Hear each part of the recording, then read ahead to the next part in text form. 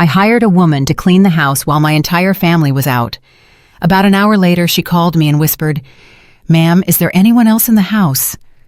I froze. "No, why do you ask?" "There's a woman upstairs." I started trembling. "Get out of there right now." I called the police and drove home at top speed. I'm glad you're here. If you're watching this video, please like it, subscribe to the channel, and tell me in the comments where you are listening to my story of vengeance from. I want to know how far it has traveled. That day, I woke up with a plan to clean the house myself. I wanted everything to be spotless, especially before the coastal rains returned, when the humidity makes everything feel heavier and dirtier. I rolled up my sleeves, grabbed a rag, and stood in front of the living room window, ready to start with enthusiasm. As I wiped the glass, the phone in my pocket vibrated. I looked at the screen. It was Yvette, my childhood friend, whom I hadn't seen in many years.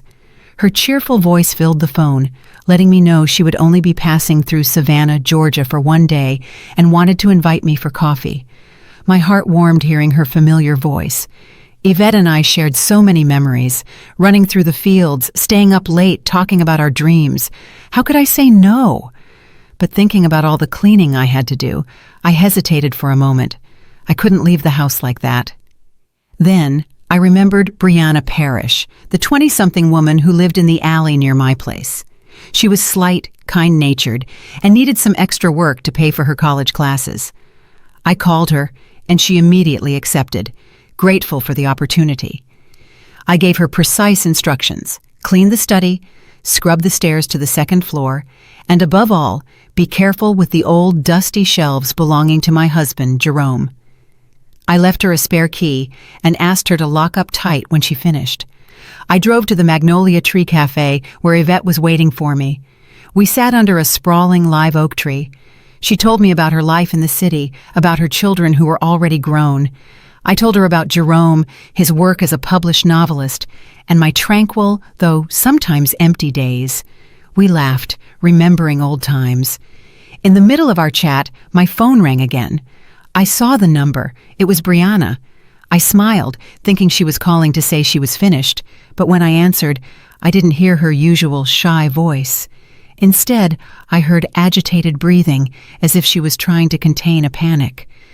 "Ms. Simone," she whispered, in a shaky voice I could barely hear. "Is there anyone else in the house?" My heart stopped. "No," I replied, trying to sound calm. "I'm having coffee. My husband is at the publisher's and won't be back until tonight. What's going on, Brianna?" There were a few seconds of silence on the other end. I could only hear her ragged breathing. Suddenly, her voice broke. "There's a woman on the second floor. I was cleaning the stairs, and I saw her. She was wearing a long white dress with messy hair. She walked down the hallway and disappeared into the last room." Her words were like an ice-cold knife in my chest. I tried to stay calm, but the hand holding the phone was shaking. My first thought was that someone had broken in. The house was over 70 years old, but we always locked everything carefully. How could someone have entered? I apologized to Yvette, telling her I had an emergency. She looked at me worried, but I just shook my head, unable to explain more. I told Brianna on the phone, "Brianna, get out right now. Lock the door and wait outside. I'm on my way." I called the police while driving, my voice cracking with anxiety. I explained there was an intruder in the house, trying to provide details even though my mind was a whirlwind. I tried to call Brianna again, but she didn't answer. Every unanswered ring made my heart pound harder, as if it were trying to escape my chest.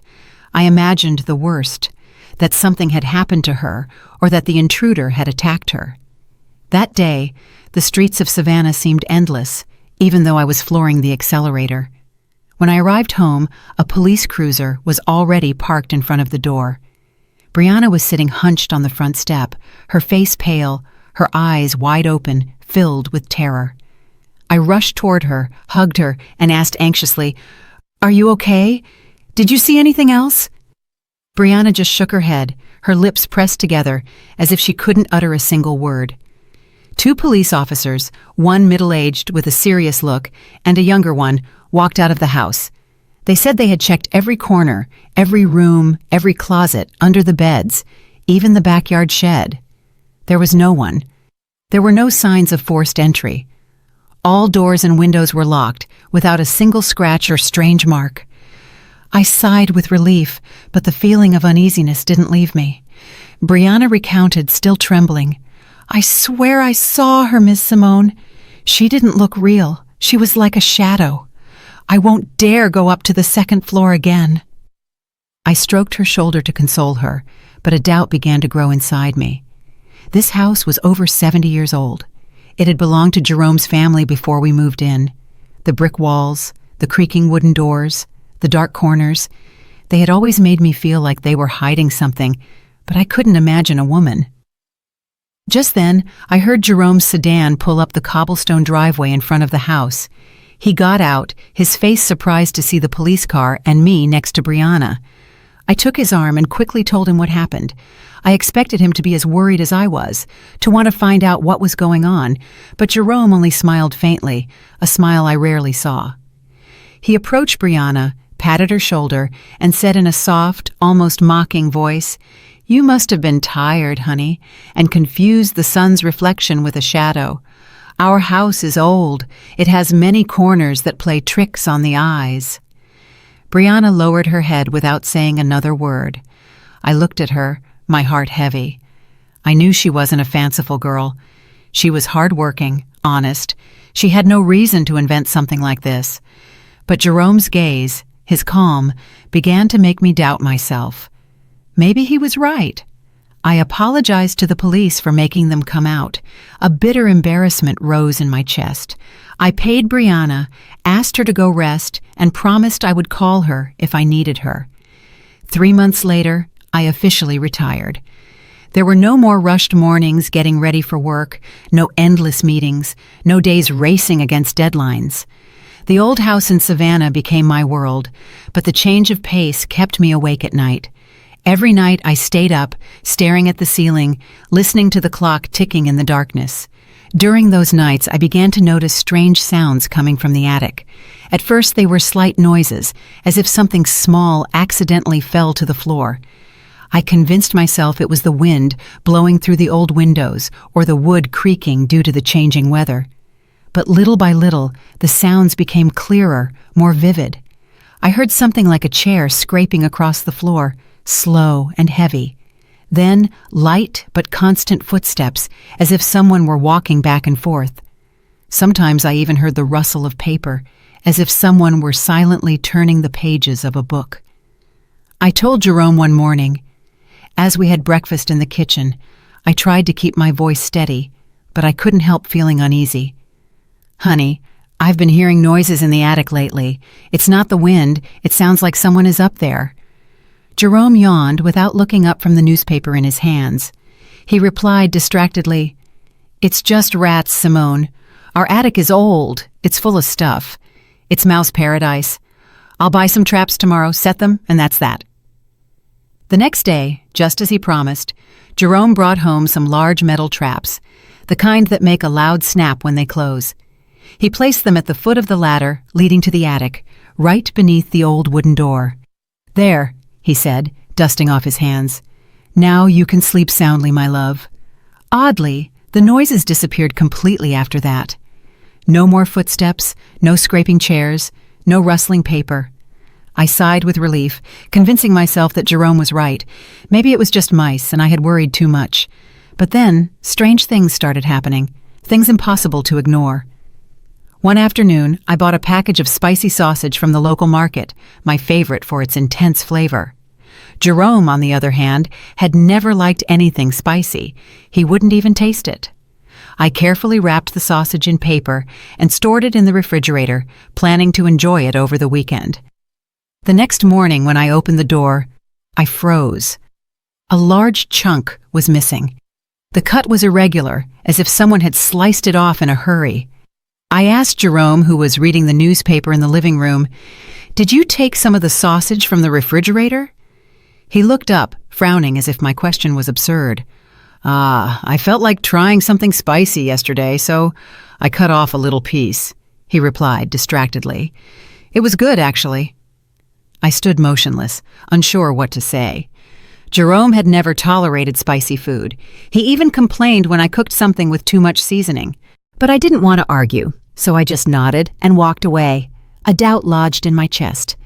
A few days later, the sausage had disappeared entirely. I rummaged through the refrigerator, checked the trash, but found no trace. This time, I didn't ask Jerome anything. An uncomfortable feeling, like a block of ice, began to settle within me. Then, one Saturday afternoon, Jerome and I drove to Charleston, South Carolina to visit some old friends. We left early in the morning and returned late at night. When we entered, the house was as silent as always. I went upstairs to the second-floor bathroom to wash my face and shake off the day's fatigue. But as I stepped inside, I felt something cold and damp. The floor was soaked. Water seeped between my sandals, icy cold. The floor was completely wet, as if someone had just taken a shower. I looked around and saw drops still sliding down the shower walls, shining under the light. My heart hammered loudly. No one had been home all day. How was this possible? I called for Jerome, my voice trembling. "Come here, please. The bathroom is soaked, like someone took a bath." He entered, looked for a moment, and shrugged. "It must have been the afternoon rain that came in through the ceiling vent, my love." I looked out the window. The street in front of the house was dry under the streetlights. "It hasn't rained, Jerome," I said, trying to sound calm. He frowned, slightly annoyed. "Then it must be a leak in the old pipes. You always worry about nothing. I'll call a plumber tomorrow." But he never called a plumber. In the following days, the bathroom floor was dry, as if nothing had happened. I checked the ventilation grate and the pipes, but everything seemed normal. Jerome's explanation, though reasonable, failed to erase the feeling of unease that was growing inside me. The noises in the attic, the disappeared sausage, the puddle of water with no apparent source. It all seemed like unconnected fragments, but when put together, they formed a contradictory image I couldn't stop thinking about. A week later, I decided to clean Jerome's study. It was his pride, a small room on the second floor with dusty oak bookshelves filled with hundreds of books and old documents. I always thought that someday we should donate some of the books we rarely read to the city library so they could reach the hands of those who needed them. That day, I stood in the middle of the room, starting to classify the books on Jerome's desk. There were piles of drafts, notes, and papers stacked chaotically, as if he never intended to organize them. When I lifted a heavy stack, my hand shook, and all the papers spilled onto the floor. The sound of the paper falling broke the silence in the room and made me jump. I bent down to pick them up, and right at that moment, a small wooden drawer that had been stuck for years sprang open with a dry click. I hesitated for an instant and looked inside the drawer. There, beneath a pile of yellowed drafts, was a small, hardback notebook with a dark brown leather cover and worn corners. It looked old. It didn't seem to belong to Jerome. He always liked modern, neat things, laptops, pens, and immaculate white sheets. That notebook with the worn leather cover and a loose cord seemed to be from another era. With a mix of curiosity and dread, I took it in my trembling hands and opened the first page. Inside were pages full of handwritten letters. The calligraphy was soft, elegant, clearly a woman's. I flipped through the pages, skimming them. They were story outlines, character descriptions, plot ideas. There was a fragment that spoke of a small town on the side of a mountain where a woman lived alone, waiting for someone who would never return. Another mentioned a buried secret with details that made my skin crawl. These ideas, although distinct, had a similar air to the plots of Jerome's most famous novels, the ones that gave him his renown. My heart hammered, my throat dry. It couldn't be a coincidence. I know Jerome too well. He hates writing by hand. He always said it was slow and messy, a waste of time. Everything of his, from novel drafts to work notes to shopping lists, he did on the computer. I remember once when I asked him to jot down a restaurant address, and instead of taking the pen next to him, he turned on the computer to write it. So whose notebook was this? A secret collaborator's? An admirer's gift? I sat in the chair with the notebook weighing heavily in my hands. Part of me wanted to show it to Jerome as soon as he returned. I wanted to hear his explanation, but I hesitated. I know him too well. Jerome always knows how to make everything sound logical. He would smile. He would say it was a gift from a reader or an old idea from when he tried to write by hand, and I, as many times before, would nod and let everything sink into silence, but not this time. I didn't want to let it go. Carefully, I put the notebook back in the drawer and pushed it all the way to the back, as if afraid it would disappear if I didn't keep it hidden. That night, I was sleepless again. Lying in bed, I watched the ceiling and listened to the clock ticking in the dark. Around 2 o'clock in the morning, a slight creaking sound came from the hallway. It was a small noise, but in the silence of the night, it was clearly audible, like an unsettling whisper. I sat up abruptly, my heart racing, out of control. I don't know why, but I immediately thought of the small door leading to the attic, the one Jerome and I almost never opened. I got up carefully without turning on the light, afraid that the brightness would shatter the truth I was about to discover. The faint moonlight entered through the window, just enough for me to see a crack. The attic door was ajar.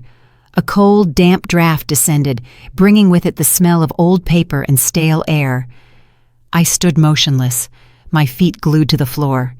Fear, mixed with curiosity, paralyzed me. I went back to the room and gently shook my husband's shoulder. "Jerome, wake up! The attic door is open!" Jerome groaned half asleep and got up with an irritated gesture. He put on his slippers and walked in front of me down the hallway without saying a word. But when we arrived, the door was closed, the latch firmly in place, as if no one had touched it. I stood there staring, looking for any sign. A scratch? A crack? Nothing. Jerome turned to me with an expression of tiredness and disappointment. "Simone," he said in a grave, exhausted tone, "you've been too tense lately. You aren't sleeping well. That's why you see things that don't exist. Come back to bed now." He walked me back. I lay down, but kept my eyes wide open, fixed on the ceiling. For the first time, I began to doubt myself, wondering if I had truly imagined everything. In the following days, since I found the mysterious notebook, I tried to keep everything normal, although the unease consumed me internally. I began to notice Jerome's every gesture, every look, every word. Lately, he had acquired a new habit that only increased my suspicions. Around 10 o'clock at night, when I was already in bed with a book in my hands, ready to sleep, he would say he had to continue working in the study. "I need to concentrate a little, Simone," he would usually say in a soft but firm voice. "The manuscript is at a complicated part. You go to sleep first." I would nod, smiling, but every time the study door closed, I felt an invisible distance opening further between us. One night, I woke up thirsty. The clock on the table showed almost 1 o'clock in the morning, and the second hand seemed to be counting something in the darkness. I reached out to touch Jerome, but the bed was empty, the sheets cold, as if he had never been there. My heart leaped. A sensation of disquiet ran through my body. Where was he? I put on a thin robe and went out into the hallway, thinking he might have fallen asleep at the desk, as he did sometimes when the pressure from the publisher exhausted him. I walked down the dark hallway. The faint light from the living room projected strange shadows on the walls. I pushed open the study door, but the room was empty. The computer screen was off, the chair perfectly placed beneath the desk, as if no one had been there. I called out softly, "Jerome?" My voice echoed in the silence, but there was no answer. I went down to the kitchen, thinking he might have gone for water, but it was also empty. Only the moonlight entered through the window, making the shadows of the plates on the shelves look like ghosts. I started walking through the house, calling his name, my voice growing shakier. My heart pounded hard, as if sensing that I was about to confront something. As I passed the staircase leading to the second floor, I heard a very soft step, almost imperceptible if I hadn't been paying attention. I looked up, and under the dim hallway light, I saw a silhouette slowly descending. It was Jerome. He was barefoot, walking carefully, as if he didn't want to make the slightest noise. In his hand, he carried a porcelain plate, the kind we used for weekend dinners. When he saw me there, his eyes widened. An expression of surprise crossed his face. The plate slipped from his hands, fell onto the stone floor with a sharp clank, and shattered into pieces. That sound tore through the silence of the night, startled me, and I took a step back. I looked at the fragments, confused. The plate was empty, clean, with no traces of food or grease, as if it had been carefully washed. That only increased my bewilderment. I looked up at Jerome and asked in a trembling voice, "What were you doing up there at this hour? I thought you were in the study." He bent down and began picking up the pieces with slow movements, as if trying to buy time to think of an answer. He avoided my gaze and said in a forced tone, I got stuck on the end of the book. The editor won't stop pressuring me, you know. I needed a quiet place, so I went upstairs for a while. I got hungry and went up with some food." I stood there, watching him pick up the pieces, unable to fully believe him. I knelt to help him. When our fingers brushed on the cold floor, I felt a shiver of distance. That hand that once gave me comfort now chilled my skin. I knew he was under a lot of pressure from the publisher. The constant calls from Mr. Sterling, his editor, kept him tense. Maybe, I told myself, he just needed space to write. Maybe I was overreacting. The next morning, the house was heavy, as if an invisible cloud floated above us. I woke up tired, my head full of unanswered doubts. Jerome, avoiding looking at me, got up earlier than usual. I heard him silently preparing coffee, the soft clinking of the porcelain, but without the usual good morning. He locked himself in the study, closing the door firmly, and I knew he didn't want interruptions. I stayed in the hallway, looking at that wooden door with a heavy heart. Near noon, Jerome emerged, dressed in a gray suit and carrying a small suitcase. He paused in the living room, where I was sitting with a cup of cold tea. "I need to go away for a few days," he said in a flat, emotionless voice. "Maybe I'll go to Atlanta. I need a change of scenery for inspiration." I looked up, surprised. Jerome never left without warning. He always planned everything in advance. He consulted the itinerary with me. "Why so suddenly?" I asked, trying to sound calm, though my heart was pounding. He didn't look at me directly. His eyes were fixed on the window, where the sunlight filtered through the dusty panes. "The idea just came to me suddenly," he replied monotonously. "Be careful while I'm gone." But just before walking out the door, he suddenly turned and placed his hands on my shoulders. His grip was stronger than usual, making me jump. "Simone," he said in a low, serious tone, "while I'm away, don't let anyone in. Do you hear me? Especially no one from the publishing house. If Mr. Sterling, my editor, comes looking for me, tell him I went on a trip and that you don't know when I'll be back." I nodded, but a feeling of unease grew inside me.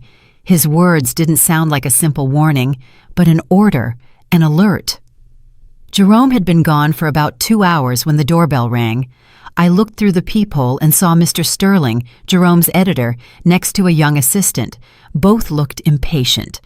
I hesitated for a moment, my hand on the doorknob, feeling my chest flutter. Jerome's words echoed in my head, but I couldn't stay here without answering. I took a deep breath, opened the door, and forced a smile. Mr. Sterling didn't wait for me to invite him in. He walked straight into the living room with an annoyed expression. "Ms. Whitlock," he said in a harsh voice, "I know Jerome is home. Stop covering for him. We need the manuscript urgently. The deadline was 2 weeks ago." Keeping my composure, I repeated exactly what Jerome had asked me to say. "I'm sorry, Mr. Sterling, but Jerome left this morning to seek inspiration. I don't know when he'll return." Mr. Sterling let out an ironic laugh that chilled my blood. He pointed toward the Hamiltons' house, our neighbors across the street. "Don't lie to me anymore," he said sharply. "Mr. Hamilton told me he sees the attic light on until very late every night. If Jerome is working that hard, he should have the manuscript ready, not hiding like this." The young assistant, a girl with kind eyes, intervened. "Ma'am, we just want to help. If Mr. Jerome is going through writer's block, he should talk to us. We can support him." Her tone was gentle, but I could no longer concentrate. Mr. Sterling's words struck me hard.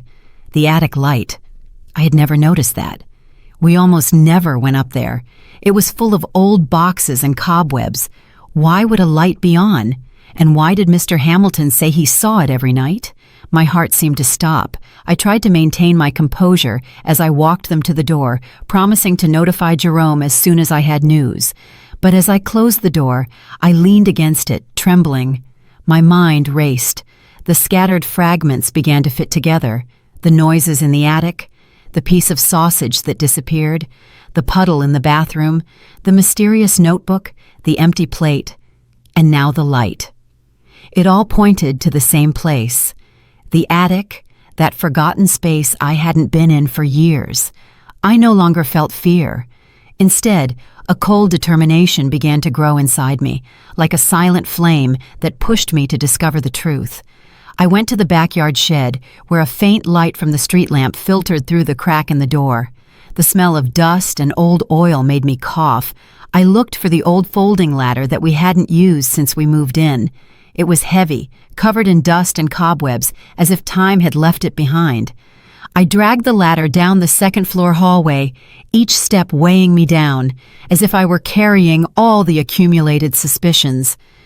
When I placed it under the hatch leading to the attic, I felt my heart pounding hard, but not from fear.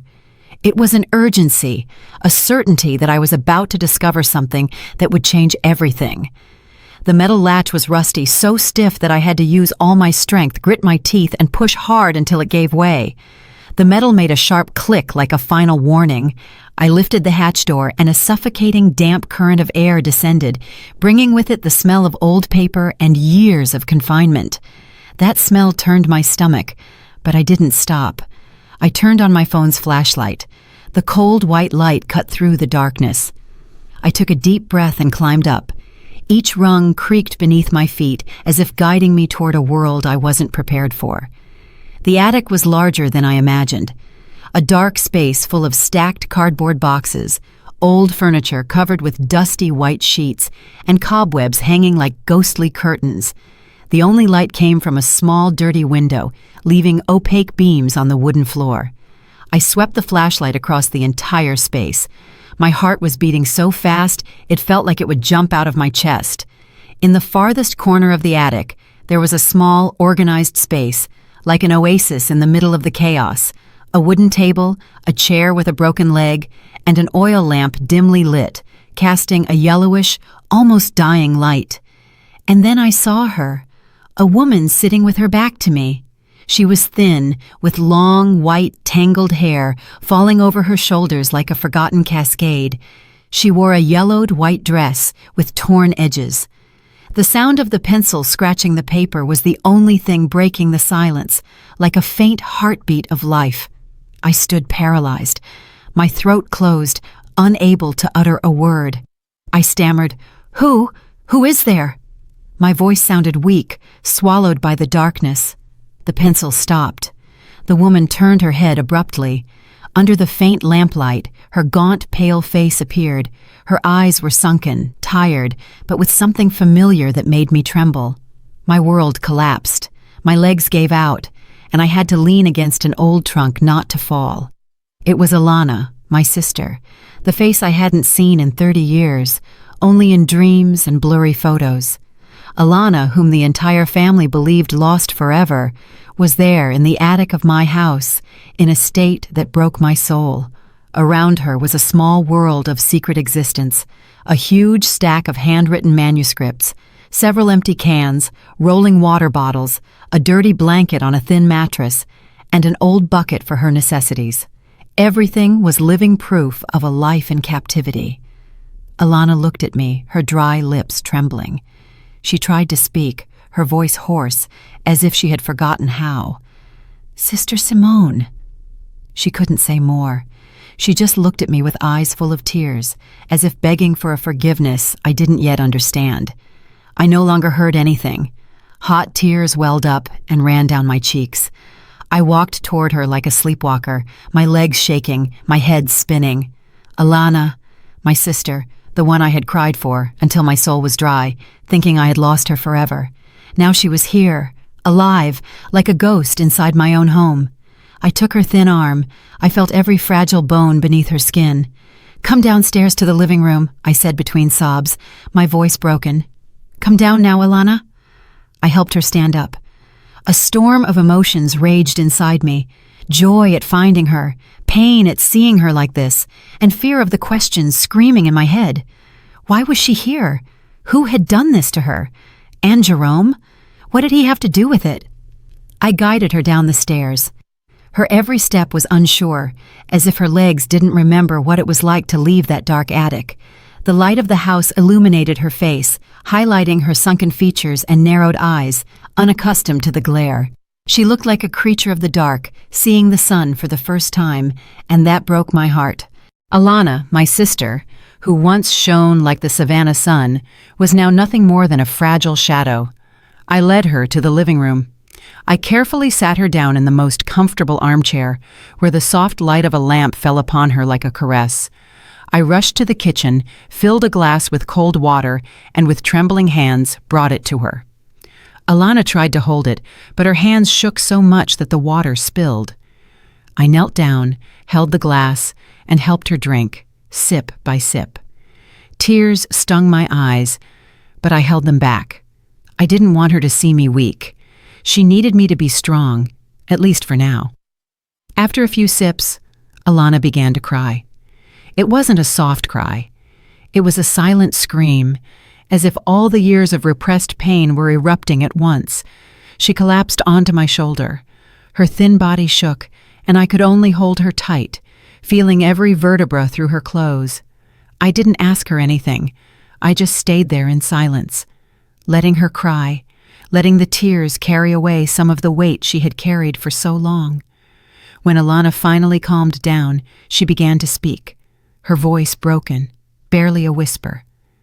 "Sister Simone," she murmured, looking at the floor, unable to meet my eyes.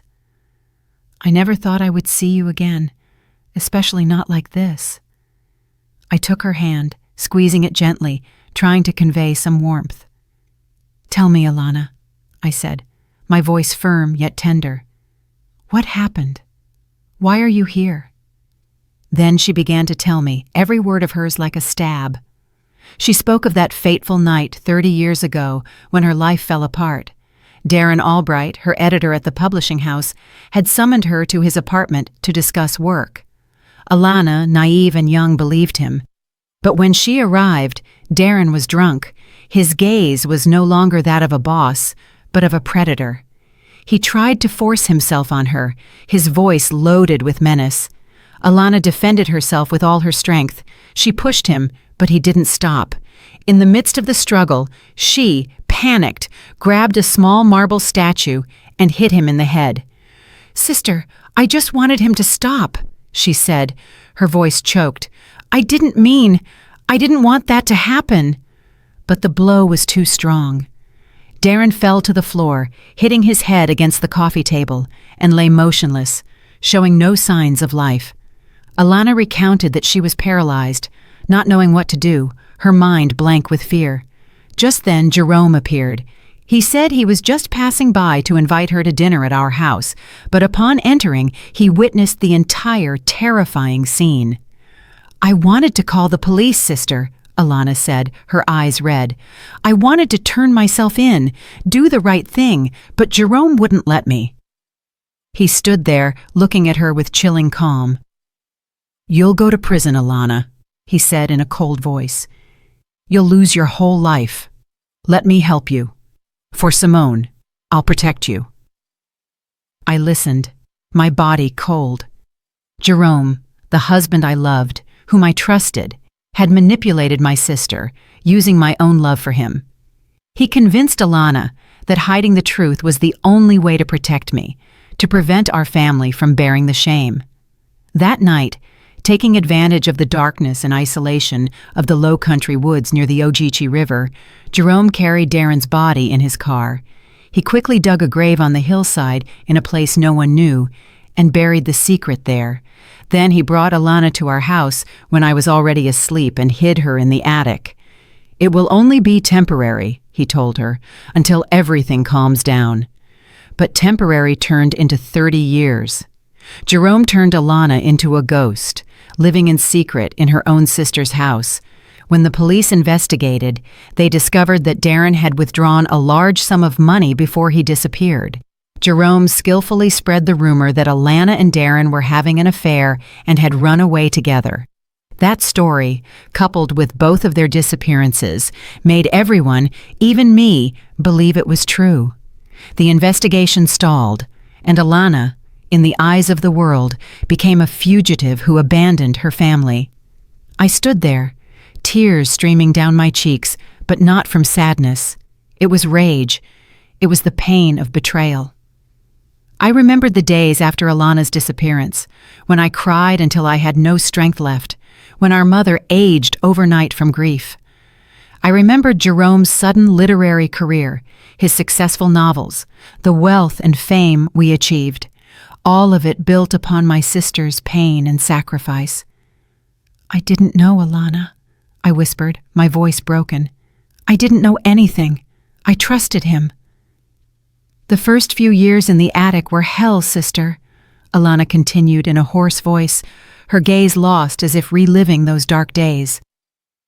"I lived with fear, guilt, and an unbearable loneliness.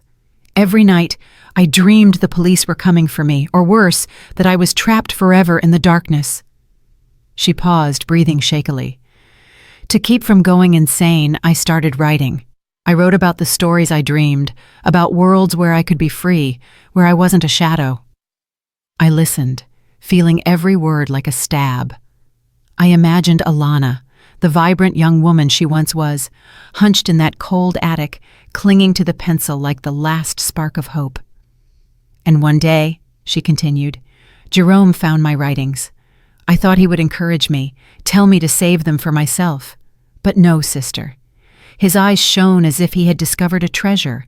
He said, 'Alana, you have talent. Write for me. I will be your voice to the world.'" I was paralyzed. My head was spinning. I remembered that time when Jerome suddenly announced he was quitting his accounting job at the newspaper to pursue his passion for writing. Friends and family were surprised because he had never shown interest in literature before. I felt proud of him, thinking he had found a creative spark I never imagined. But now, the truth was like a slap in the face. Jerome wasn't a writer. He was a thief who had stolen Alana's talent, turning her into a ghostwriter, a ghost in the most literal sense, locked inside my own house. Alana continued, her voice trembling, but filled with bitterness. "Many times I wanted to stop, turn myself into the police. I couldn't bear the guilt, the feeling of living a life that wasn't mine. But every time I said it, Jerome threatened me. He said that if I turned myself in, you would be the one to suffer the most. He said you couldn't withstand the blow of knowing your sister had committed a crime and that your husband was her accomplice. He said you would lose everything, your family, your reputation, everything you love." I bit my lip. Tears rolled down my cheeks. Alana's words tore at my heart. Jerome had used my love and Alana's love for me to manipulate her, to keep her in the dark. I covered my face, trying to contain the sobs. "Forgive me, Alana," I whispered, my voice broken. "I didn't know. I never imagined that—" But Alana shook her head. She took my hands, and her thin fingers squeezed them hard, as if trying to pull me out of the pain. "Don't apologize, sister," she said. "I let him manipulate me too. I was afraid. I believed that doing what he said was the only way to protect you." She recounted that living like that in secret had become increasingly difficult, especially since I retired and spent more time at home. Before, because I left early and came back late and went to sleep right after dinner to have energy the next day, I never noticed. "That's why I had to shower quickly when you two were out," she said, looking down. "That's why I had to steal food from the refrigerator at night. I tried not to leave traces, but sometimes I was clumsy, like the puddle of water in the bathroom or the piece of sausage you bought." Suddenly, I remembered all those strange details, signals that I had chosen to ignore. Now everything made sense, but it was a sense too painful to accept. I thought about Jerome's novels that I had read and admired. I had always wondered why the settings seemed so old, so nostalgic, as if time had stopped decades ago. The characters didn't use cell phones. The internet didn't exist. They wrote letters. They waited in vain like lost souls. Now I understood. It wasn't a literary style. It was because Alana's world had truly stopped 30 years ago. She was trapped in the past. She could only write about what she knew. Those stories of two people who never managed to find each other were a reflection of her own tragedy, a life separated from the outside world. Alana took my hands, her eyes filled with tears. "Sister Simone," she said with a trembling but firm voice, "I can't live like this anymore. I have paid for my mistake for 30 years in this prison. Now, I want to face real justice. I want to turn myself in."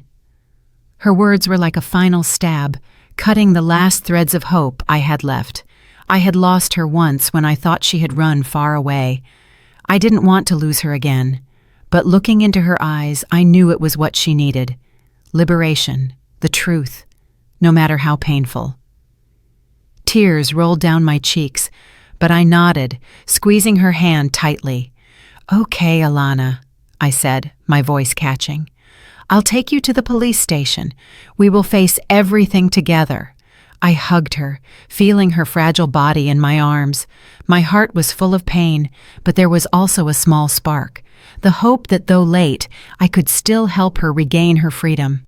The next morning, I dressed Alana in one of my clean outfits. The dress was too big for her thin body, but at least it made her look more presentable. We hadn't slept all night. I sat next to her in the living room, telling her how the world had changed, the tall buildings, the smartphones everyone was glued to, and the loved ones who were no longer with us. Alana only listened in silence, her gaze lost, as if trying to imagine a world that had been stolen from her. I drove to the Central Police Department with Alana seated beside me. She was hunched in the passenger seat, her hands clasped together, her eyes fixed on the window, like a stranger seeing an unknown planet for the first time. "Everything has changed too much," she whispered, amazed at seeing the electric cars pass or children taking photos with their phones. I took her hand and squeezed it gently, trying to give her some courage. "I'm here, Alana," I said with a trembling voice. "We're going to get through this together." At the police department, I asked to speak directly with the head of detectives. At first, they refused, saying we needed an appointment. But when I mentioned the disappearance of Alana Whitlock, which occurred 30 years ago, their attitude changed completely. An officer led us to an interrogation room, a small room with gray walls and an icy metal table. With my help, Alana began to tell her story. Her voice was clear and serene, as if she had rehearsed those words 1,000 times in her mind. She spoke of that fateful night, of Darren, of the accidental blow that took his life, and of how Jerome hid her in the attic, turning her into a ghost for 3 decades. The police listened with disbelief. One took notes nonstop, while another spoke into the radio with an urgent tone. Alana's confession shook the entire police department. The case files were immediately reopened. An investigative team was sent to my house to search the attic and collect evidence of Alana's hidden life: the manuscripts, the food containers, the dirty blanket.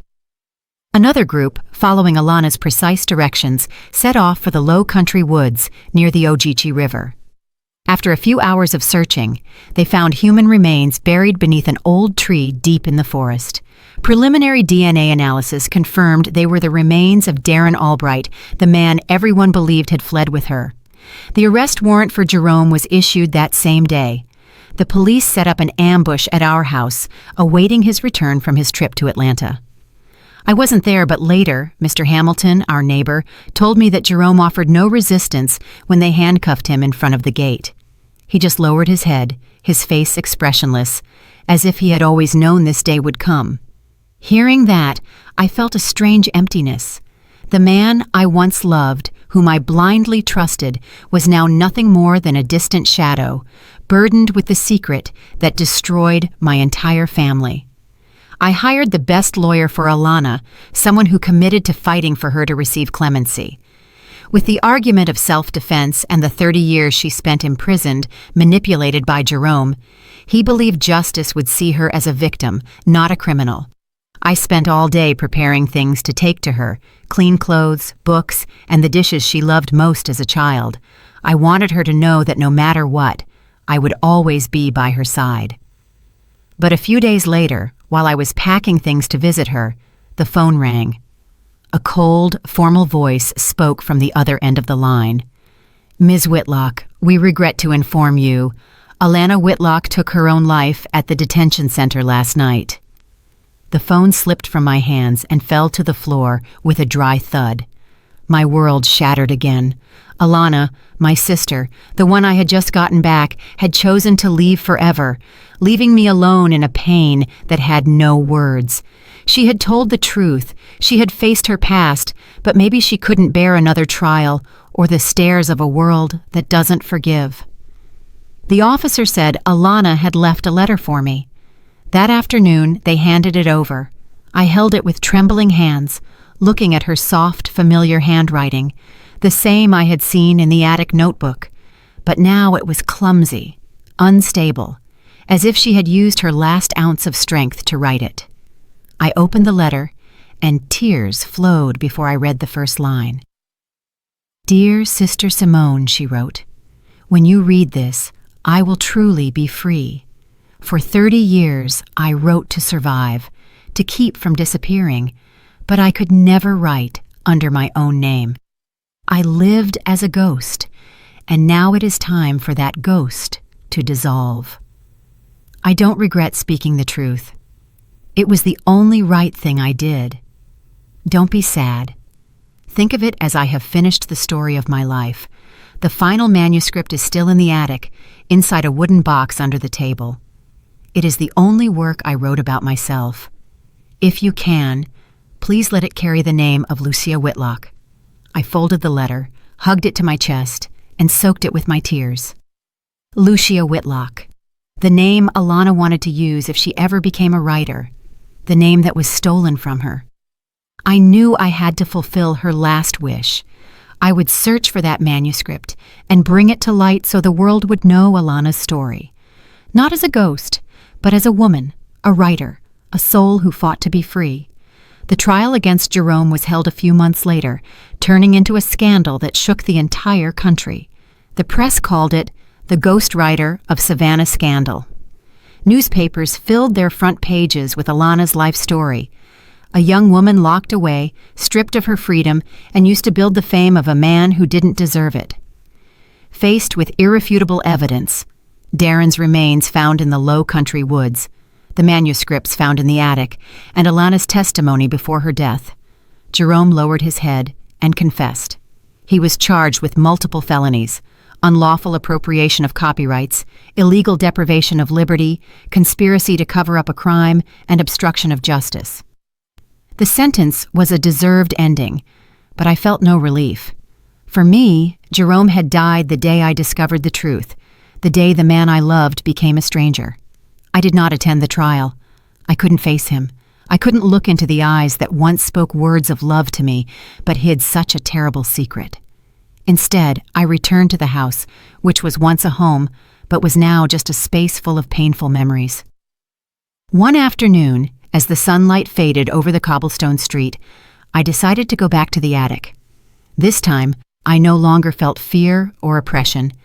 I climbed each rung with a flashlight in my hand, but my heart was lighter, as if I were looking for a part of Alana she had left behind. I found the wooden box under the table, just as she had written in the letter. It was a small box, old but well cared for, as if it held her last treasure. Inside was a pile of carefully handwritten manuscripts on yellowed pages. Alana's soft, fluid handwriting was clear, as if she were there, telling me her story. I carried the box down to the living room, sat under the desk light, and began to read. It was an autobiography, a novel about her own life. She wrote about our childhood, about the days running through the Savannah fields, about the dreams of being a writer she once confessed to me. She recounted the terrible night that stole her future, the 30 years lived in darkness, and the incredible strength she had not to let her soul break. Every page was a stab, but also a song of resilience, of love for life, no matter how hard. I spent weeks editing the manuscript, reviewing every line carefully, as if touching Alana's soul. There were nights when I stayed up until dawn, with tears running as I read the passages where she spoke of her loneliness in the attic, or the times she imagined being free, walking out into the sunlight. The book was not just her story, but the voice of a forgotten person, stripped of her identity. I knew I had to bring it to the world so that Alana would not just be a name in my memory, but a true writer. I contacted the publishing house that had worked with Jerome. At first, they hesitated, fearful of the surrounding scandal, but when I sent Alana's manuscript, they were completely convinced. "This is a masterpiece," the editor told me over the phone, his voice full of emotion. "We will publish it, and we will do so with all the respect that Alana deserves." The book was published under her true name, Alana Whitlock. On the first page, instead of a prologue, I only wrote one sentence. No one should be imprisoned in the dark, especially if they love freedom. It was my message to her, to my dear sister, whom I loved in this world. The book became a phenomenon. Readers across America, and then the entire world, were moved by Alana's life story. They admired her literary talent, the sincerity, and the poetry in every line. Jerome's old works, now re-edited under Alana's name, also began selling again as a way to right the injustice. Alana, though gone, finally became a recognized and beloved true writer. I read the reviews, the letters from readers, and my heart felt tight yet warm. "You did it, Alana," I thought. "You got your voice back." Sometimes I still go up to the attic. Now, it is no longer a place of confinement, but it has been cleaned and turned into a small library. I open the window to let the sunlight stream in, illuminating the shelves where Alana's works are respectfully placed. I stand there, looking out at the lively street. Alana's voice has been recovered, and justice has, in some way, been served. I know she is somewhere, in the sunlight, in the pages of the books, and in my heart, free forever. And when everything ended, I understood something. There is no wall thick enough to enclose the truth forever. The lie, no matter how skillfully hidden, rots with time, like the dust that covers old shelves. Alana's life proves that silence can sometimes be crueler than guilt, and that fear can turn a person into a ghost within their own existence. If there is one lesson I want to leave you with, it is this: dare to face the truth, however painful it may be. Speak up, even if your voice trembles. Because only when we dare to step out of the darkness are we truly free. And only when the truth is spoken can imprisoned souls finally rest. The story you have just heard has changed names and locations to protect the identity of the people involved. We are not telling it to judge, but with the hope that someone listens and pauses to reflect. How many mothers are suffering in silence inside their own homes? I truly wonder, if you were in my shoes, what would you do? Would you choose silence to maintain the peace, or would you face everything to reclaim your voice? I want to know your opinion, because every story can become a candle that lights the way for others. God always blesses, and I am sure that courage will lead us to better days. For now, on the final screen, I will leave two of the channel's most beloved stories. I am sure they will surprise you. Thank you for staying with me until this moment. Did you like the story, and which city are you listening from? Let's meet in the comments. If you liked the story, you can support me by sending a super thanks so I can keep bringing more stories like this. Thank you so much for your sweet support. I'm looking forward to your comments on the story. On the screen, you can see 2 new life stories that I highly recommend. There's so much more on my channel. Don't forget to subscribe.